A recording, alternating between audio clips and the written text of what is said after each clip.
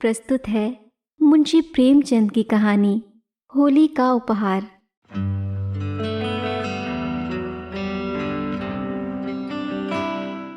मैकूलाल अमरनाथ के घर शतरंज खेलने आए तो देखा वो कहीं बाहर जाने की तैयारी कर रहे हैं। पूछा, कहीं बाहर जाने की तैयारी कर रहे हो क्या भाई? फुर्सत हो तो आओ, आज दो चार बाजियां हो जाए। अमरकांत ने संदूक में आईना कंघी रखते हुए कहा, नहीं भाई, आज तो बिल्कुल फुर्सत नहीं है। कल जरा ससुराल जा रहा हूँ, सामान आमान ठीक कर रहा हूँ। मैकू, तो आज से ही क्या तैयारी करने लगे? 4 कदम तो हैं, शायद पहली बार जा रहे हो। अमर, हाँ यार, अभी एक बार भी नहीं गया। मेरी इच्छा तो अभी जाने की न थी, पर ससुर जी आग्रह कर रहे हैं।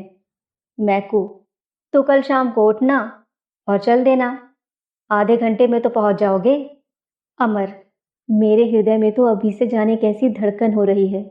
अभी तक तो कल्पना में पत्नी मिलन का आनंद लेता था, अब वो कल्पना प्रत्यक्ष हुई जाती है। कल्पना सुंदर होती है, प्रत्यक्ष क्या होगा कौन जाने। मैकू, तो कोई सौगात ले ली है? खाली हाथ न जाना, नहीं तो मुंह ही सीधा ना होगा। अमरकांत ने कोई सौगात न लिया था, इस कला में अभी अभ्यस्त ना हुए थे। मैकू बोला, तो अब ले लो भले आदमी, पहली बार जा रहे हो, भला वो दिल में क्या कहेगी। अमर, तो क्या चीज ले जाऊं? मुझे तो इसका ख्याल ही नहीं आया।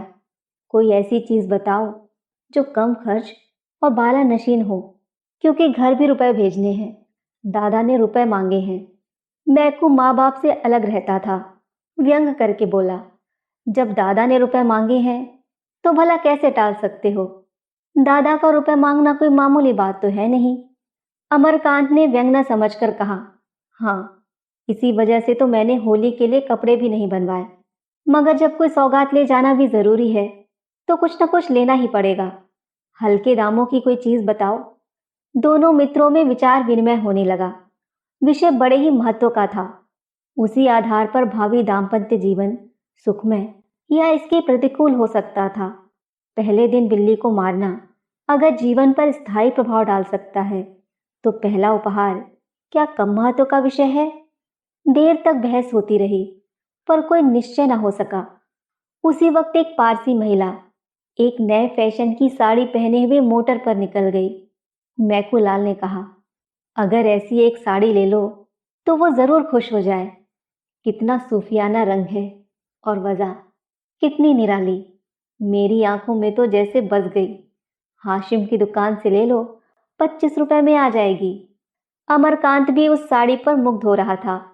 वधु ये साड़ी देखकर कितनी प्रसन्न होगी और उसके गोरे रंग पर ये कितनी खिलेगी, वो इसी कल्पना में मग्न था। बोला, हाँ यार, पसंद तो मुझे भी है, लेकिन हाशिम की दुकान पर तो पिकेटिंग हो रही है। तो होने दो, खरीदने वाले खरीदते ही हैं, अपनी इच्छा है, जो चीजें चाहते हैं खरीदते हैं, किसी बाबा का साजा है। अमरकांत ने क्षमा प्रार्थना के भाव से कहा, ये तो सत्य है, लेकिन मेरे लिए स्वयं सेवकों के बीच से दुकान में जाना संभव नहीं। फिर तमाशाइयों की हरदम भीड़ भी तो लगी रहती है। मैकू ने मानो उसकी कायरता पर दया करके कहा, तो पीछे के द्वार से चले जाना, वहां पिकेटिंग नहीं होती। किसी देसी दुकान पर ना मिल जाएगी, हाशिम की दुकान के सिवा और कहीं ना मिलेगी। संध्या हो गई थी। अमीनाबाद में आकर्षण का उदय हो गया था। सूर्य की प्रतिभा विद्युत प्रकाश के बुलबुलों में अपनी स्मृति छोड़ गई थी। अमरकांत दबे पांव हाशिम की दुकान के सामने पहुंचा। स्वयं सेवकों का धरना भी था और तमाशाइयों की भीड़ भी। उसने 2-3 बार अंदर जाने के लिए कलेजा मजबूत किया, पर फुटपाथ तक जाते जाते हिम्मत ने जवाब दे दिया। मगर साड़ी लेना जरूरी था। वो उसकी आंखों में बस गई थी। वो उसके लिए पागल हो रहा था। आखिर उसने पिछवाड़े के द्वार से जाने का निश्चय किया। जाकर देखा, अभी तक वहां कोई वॉलेंटियर न था।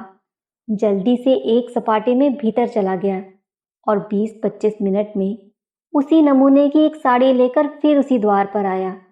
पर इतनी ही देर में परिस्थिति बदल चुकी थी। 3 स्वयंसेवक आ पहुंचे थे।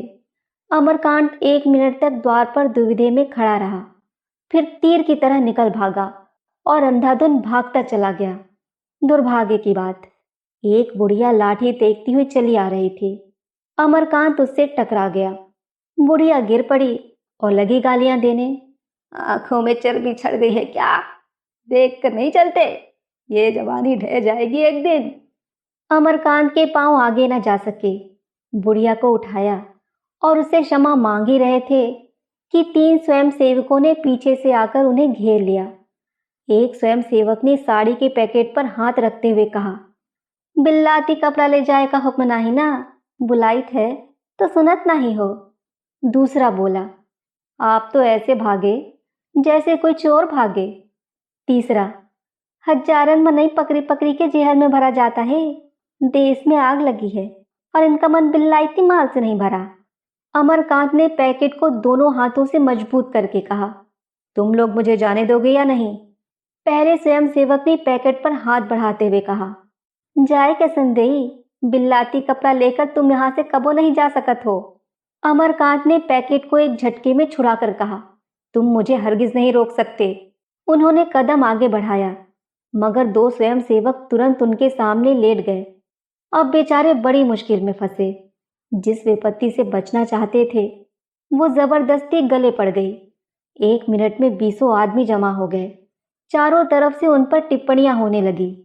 कोई जेंटलमैन मालूम होते हैं, ये लोग अपने को शिक्षित कहते हैं। छे, इस दुकान पर से रोज 10-5 आदमी गिरफ्तार होते हैं, पर आपको इसकी क्या परवाह? कपड़ा छीन लो और कह दो जाकर पुलिस में रपट करे।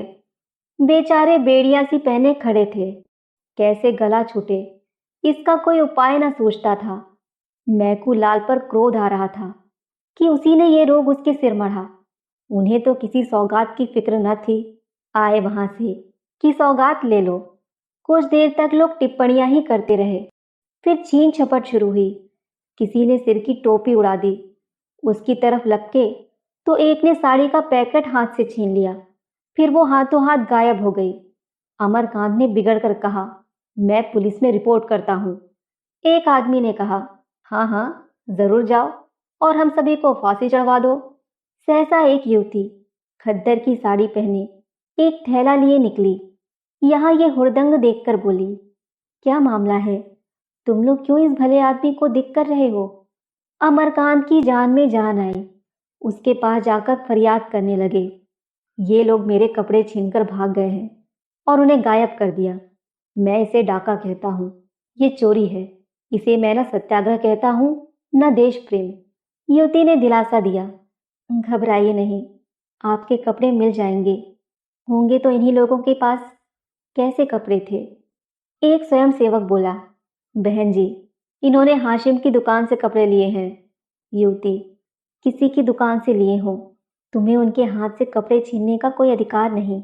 आपके कपड़े वापस ला दो। किसके पास है? एक क्षण में अमरकांत की साड़ी जैसे हाथों हाथ गई थी वैसे ही हाथों हाथ वापस आ गई।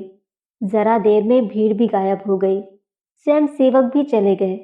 अमरकांत ने युवती को धन्यवाद देते हुए कहा, आप इस समय न आई होती तो इन लोगों ने तो धोती गायब ही कर दी थी। शायद मेरी खबर भी लेते। युवती ने सरल भत्सना के भाव से कहा, जन संपत्ति का लिहाज सभी को करना पड़ता है, मगर आपने इस दुकान से कपड़े लिए ही क्यों, जब आप देख रहे हैं वहां हमारे ऊपर कितना अत्याचार हो रहा है? फिर भी आप न माने। जो लोग समझकर भी नहीं समझते उन्हें कैसे कोई समझाए? अमरकांत इस समय लज्जित हो गए और अपने मित्रों में बैठकर जो स्वेच्छा के राग अलापा करते थे वो भूल गए। बोले, मैंने अपने लिए नहीं खरीदे हैं, एक महिला की फरमाइश थी इसलिए मजबूर था। उन महिला को आपने समझाया नहीं। आप समझाती तो शायद समझ पाती। मेरे समझाने से तो न समझी। कभी अवसर मिला तो जरूर समझाने की चेष्टा करूंगी। पुरुषों की नकेल महिलाओं के हाथ में है। आप किस मोहल्ले में रहते हैं? सआदगंज में। शुभ नाम? अमरकांत। युवती ने तुरंत जरा सा घूंघट खींच लिया और सिर झुकाकर संकोच और स्नेह से सने स्वर में बोली, आपकी पत्नी तो आपके घर में नहीं है, उसने फरमाइश कैसे की? अमरकांत ने चकित होकर पूछा, आप किस मोहल्ले में रहती हैं? घसियारी मंडी। आपका नाम सुगदा देवी तो नहीं? हो सकता है। इस नाम की कई स्त्रियां हैं। आपके पिता का नाम ज्वाला दत्त जी है? उस नाम के भी कई आदमी हो सकते हैं। अमरकांत ने जेब से दिया सलाई निकाली और वही सुगदा के सामने उस साड़ी को जला दिया। सुगदा ने कहा, आप कल आएंगे? अमरकांत ने अवरुद्ध कंठ से कहा, नहीं सुगदा, जब तक इसका प्रायश्चित न कर लूंगा न आऊंगा।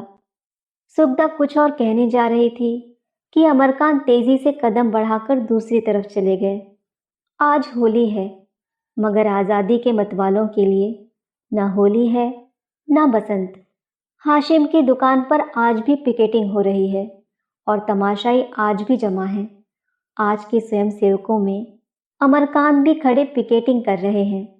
उनकी देह पर खद्दर का कुर्ता है और खद्दर की धोती, हाथ में तिरंगा झंडा लिए हैं। एक स्वयंसेवक ने कहा, पानीदारों को यो बात लगती है, कल तुम क्या थे, आज क्या हो। सुगदा देवी न आ जाती तो बड़ी मुश्किल होती।